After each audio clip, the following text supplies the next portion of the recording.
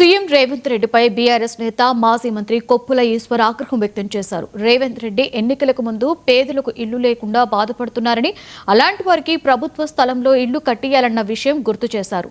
ఆనాడు మాట్లాడిన మాటలు రేవంత్ రెడ్డికి గుర్తులేవా అని ప్రశ్నించారు. లేకపోతే వాటిని పట్టించుకోవడం లేదా అన్నారు.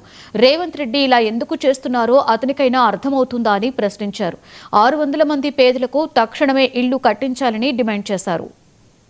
గతంలో రేవంత్ రెడ్డి గారు ముఖ్యమంత్రి కాకముందు మాట్లాడిండు. ఏమని?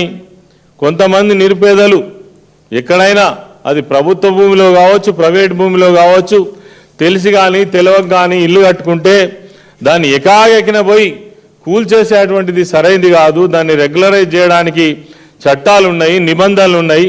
ప్రభుత్వం స్వయంగా రెగ్యులరైజ్ చేసేటువంటి అధికారం ఉన్నది.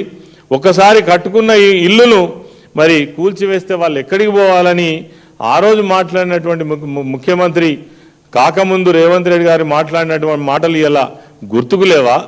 లేకపోతే ఇలా పేదలంటే మీకు లెక్కలేదా?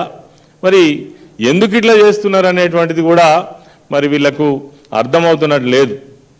అదేవిధంగా ప్రభుత్వ భూములలో కూడా ఈ ప్రభుత్వానికి నిజంగా చిత్తశుద్ధి ఉంటే ఆ 600 మందికి అక్కడనే ఇళ్లకు రెగ్యులరైజ్ చేయొచ్చు. కానీ ఇప్పటికే పట్టాలు ఉన్నాయని చెప్పినప్పటికీ కూడా మరి ఎవరి కోసం చేసినట్టు? ఈ 600 ఇళ్ళు ఎవరి కోసం కూల్చినట్టు? ఈ 600 కుటుంబాల రోదన తెలుగు చిత్రసీమలో మరో ప్రేమ జంట వైవాహిక జీవితంలోకి అడుగు